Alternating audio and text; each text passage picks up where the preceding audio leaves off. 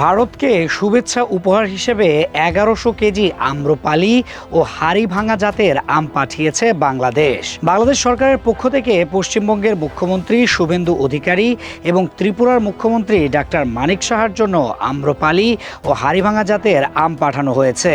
মঙ্গলবার বেনাপোল ও আখাউড়া স্থলবন্দর দিয়ে এসব আম কলকাতায় বাংলাদেশের উপ হাইকমিশন এবং আগরতলায় বাংলাদেশের সহকারী হাইকমিশনের প্রতিনিধিদের কাছে হস্তান্তর করা হয়। এর মধ্যে ৫০০ কেজি আম পাঠানো হয়েছে কলকাতার জন্য এবং ৬০০ কেজি আগরতলার জন্য।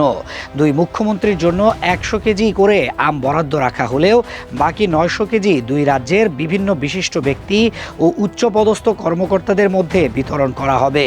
তবে এই সিদ্ধান্তকে ঘিরে সামাজিক যোগাযোগ মাধ্যম সহ বিভিন্ন মহলে উঠেছে প্রশ্ন, এমন সময়ে এই ধরনের শুভেচ্ছা উপহার আসলেই কতটা যৌক্তিক? দীর্ঘদিন ধরেই তিস্তার পানি বণ্টন, সীমান্তে বাংলাদেশি হত্যাকাণ্ড, বাণিজ্য বৈষম্য এবং বিভিন্ন দ্বিপাক্ষিক অমীমাংসিত ইস্যু নিয়ে দুই দেশের সম্পর্ক আলোচনায় রয়েছে।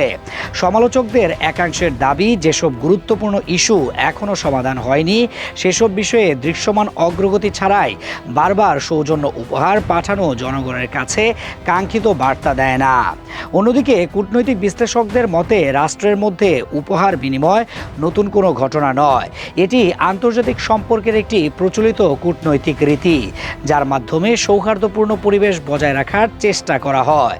তবে তারা এটিও মনে করেন কূটনৈতিক সৌজন্যের পাশাপাশি জাতীয় স্বার্থ সংশ্লিষ্ট বিষয়গুলোতেও সমান দৃঢ়তা দেখানো জরুরি।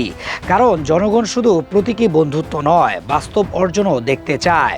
ফলে ১১০০ কেজি আমের এই উপহার এখন শুধু একটি কূটনৈতিক সৌজন্যের ঘটনা নয়, বরং তা পরিণত হয়েছে জনমতের আলোচনার বিষয়েও।